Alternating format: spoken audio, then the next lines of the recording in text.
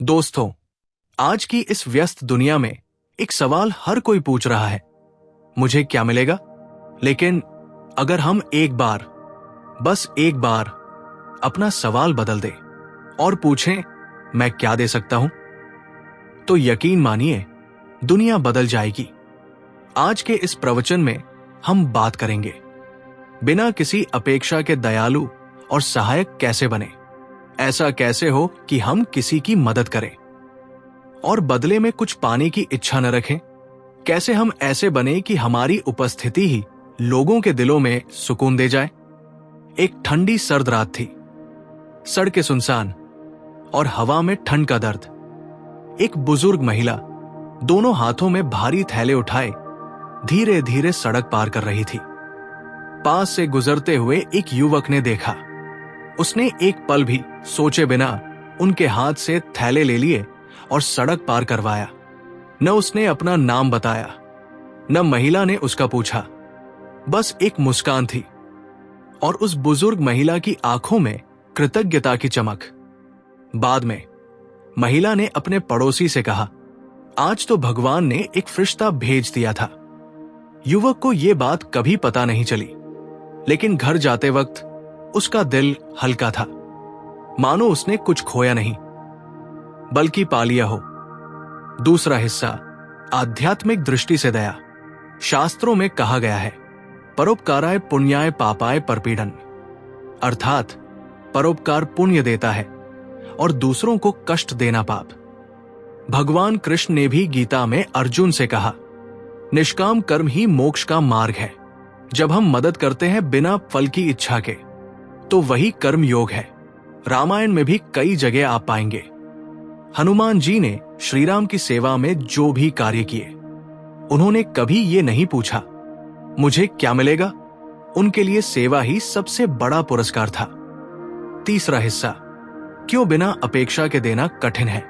देखिए, कठिनाई यहां आती है क्योंकि हम इंसान हैं और हमारे अंदर स्वाभाविक रूप से ये भावना होती है, मैंने दिया तो बदले में मुझे भी कुछ मिलना चाहिए। हम तारीफ चाहते हैं, हम चाहते हैं कि लोग हमारे बारे में अच्छा सोचें, और ये गलत भी नहीं, लेकिन ये सच्ची निस्वार्थता नहीं है। निस्वार्थ दया का मतलब है आपका ध्यान सिर्फ देने पर हो, न कि पाने पर। आप किसी की मदद करें और भूल जाए कि आपने मदद की। यही असली आध्यात्मिक उन्नति है। चौथा हिस्सा, दैनिक जीवन में अपनाने के तरीके विस्तार। दोस्तों, दयालु और सहायक होना कोई एक दिन का काम नहीं है, ये जीवन जीने का तरीका है। और अगर हम चाहें तो रोजमर्रा के छोटे छोटे कामों से इसे अपने जीवन में उतार सकते हैं। अब मैं आपको 10 ऐसे तरीके बताऊंगा जिन्हें अपनाकर आप बिना किसी अपेक्षा के सेवा और दया का मार्ग चुन सकते हैं। 1. गुमनाम मदद करें। अगर आप चाहते हैं कि आपकी सेवा निस्वार्थ हो, तो उसे गुमनाम रखिए। जैसे किसी गरीब के दरवाजे पर खाना रख देना, किसी बच्चे की स्कूल फीस जमा कर देना, किसी बीमार के लिए दवा भेज देना, बिना ये बताए कि ये किसने किया।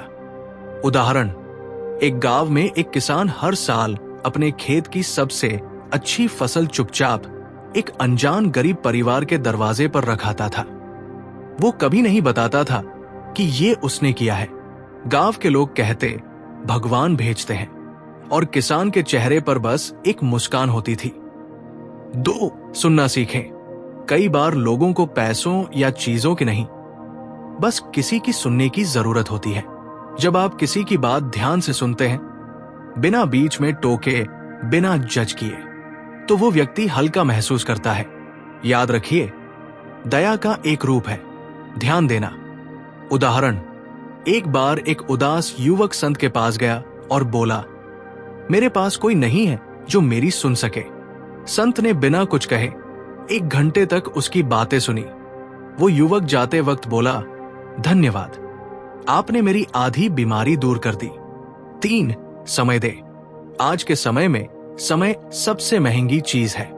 किसी को अपना समय देना ये दिखाता है कि आप उसे महत्व देते हैं। बच्चों के साथ खेलना, बुजुर्गों के साथ बैठना, बीमार की देखभाल करना, ये सबसे बड़ी सेवाएं हैं। 4. प्रोत्साहन दे। शब्दों में बहुत ताकत होती है। अगर आप किसी को दिल से कह दें, तुम कर सकते हो, तो ये उसके जीवन की दिशा बदल सकता है। कई बार एक वाक्य ही किसी को हार मानने से रोक देता है। उदाहरण, महान वैज्ञानिक थॉमस एडिसन के शिक्षक ने उन्हें कमजोर दिमाग कहकर स्कूल से निकाल दिया था, लेकिन उनकी मां ने उन्हें कहा, तुम बहुत बुद्धिमान हो, बस अलग तरह से सोचते हो। यही प्रोत्साहन उन्हें दुनिया का महान आविष्कारक बना गया। 5. बिना निर्णय के मदद करें। कई बार हम मदद करने से पहले सोचते हैं, ये व्यक्ति योग्य है या नहीं, लेकिन सच्ची निस्वार्थ सेवा ये नहीं देखती। भगवान सूरज की रोशनी सभी को देते हैं, अच्छे को भी, बुरे को भी। हम भी अगर बिना जज किए मदद करें तो ये असली सेवा है। 6. छोटी छोटी खुशियां बांटे। दयालु होना हमेशा बड़ा काम करने से नहीं होता। किसी को चाय पिलाना, बच्चे को टॉफी देना, किसी को फूल देना, ये छोटी छोटी बातें भी दिल में बड़ी जगह बना देती हैं। 7. अपने हुनर का उपयोग दूसरों के लिए करें। अगर आप शिक्षक हैं तो गरीब बच्चों को फ्री पढ़ाएं। अगर आप डॉक्टर हैं तो जरूरतमंद का इलाज मुफ्त करें। अगर आप कारीगर हैं तो किसी का टूटा सामान ठीक कर दें। हर किसी के पास कुछ है जो वो बांट सकता है। 8. माफ करना सीखें। कई बार सबसे बड़ी मदद यह होती है कि हम किसी की गलती माफ कर दें। माफ करना न सिर्फ सामने वाले को राहत देता है, बल्कि हमारे दिल का बोझ भी हल्का करता है। 9. दुआ दे। हम हमेशा भौतिक चीजें नहीं दे सकते, लेकिन हम दिल से किसी के लिए दुआ कर सकते हैं। याद रखिए, एक सच्ची दुआ कभी बेकार नहीं जाती। 10. सेवा को आदत बना ले। अगर आप रोज कम से कम एक छोटा काम किसी के भले के लिए करेंगे तो ये आदत बन जाएगी, और जब ये आदत बन जाएगी तब सेवा आपके जीवन का हिस्सा हो जाएगी। बिना किसी प्रयास के, बिना किसी अपेक्षा के। निस्वार्थ सेवा का मतलब ये नहीं है कि आप अपनी जरूरतें भूल जाए, बल्कि इसका मतलब है आप जितना दे सकते हैं उतना दे, और फिर भूल जाए कि आपने दिया। 5वां हिस्सा, मन में संतोष कैसे आए विस्तार। दोस्तों, जब हम बिना किसी अपेक्षा के किसी की मदद करते हैं तो जो संतोष हमें मिलता है उसका वर्णन शब्दों में नहीं किया जा सकता।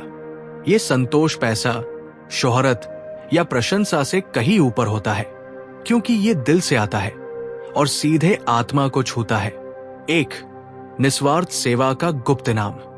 जब आप मदद करते हैं बिना कुछ पाने की चाह के, तो आपको तुरंत एक हल्कापन महसूस होता है, मानो दिल पर रखा कोई बोझ उतर गया हो। यह हल्कापन इसलिए आता है क्योंकि आपकी आत्मा को यह पता है आपने सही काम किया है। कहानी, एक साधु रोज जंगल में ध्यान करता था। एक दिन उसने देखा नदी किनारे एक बिच्छू पानी में गिरकर डूब रहा है। साधु ने उसे बचाने की कोशिश की, लेकिन बिच्छू ने उसे डंक मार दिया। फिर भी उसने बार बार कोशिश की और आखिरकार उसे बचा लिया। किसी ने पूछा, वो तो तुम्हें डंक मार रहा था, फिर भी क्यों बचाया? साधु ने कहा, उसका स्वभाव डंक मारना है और मेरा स्वभाव बचाना। यही असली संतोष है, अपने स्वभाव के अनुसार भलाई करना, चाहे सामने वाला कैसा भी हो। 2. क्यों ये शांति मिलती है? मनोवैज्ञानिक कारण। जब आप किसी की मदद करते हैं तो आपके मस्तिष्क से डोपामिन और ऑक्सीटोसिन जैसे हैप्पी हार्मोन निकलते हैं। ये हार्मोन आपको सुख, जुड़ाव और शांति का एहसास कराते हैं। वैज्ञानिक शोध बताते हैं कि जो लोग नियमित रूप से दूसरों की मदद करते हैं, उनका तनाव और चिंता कम होती है और उनका जीवन लंबा और खुशहाल होता है। 3. आध्यात्मिक कारण। गीता में भगवान कृष्ण कहते हैं, निष्काम कर्म योगी को परम शांति प्राप्त होती है। जब हम किसी कर्म को फल की इच्छा के बिना करते हैं तो हमारे मन में कोई बोझ नहीं रहता, क्योंकि अपेक्षा का बोझ सबसे भारी होता है। 4. छोटा काम, बड़ा संतोष। कई लोग सोचते हैं कि सेवा का मतलब है बड़ा दान, बड़ी सहायता, लेकिन असली संतोष अक्सर छोटे छोटे कामों से आता है। उदाहरण, एक बार एक युवक मंदिर जा रहा था।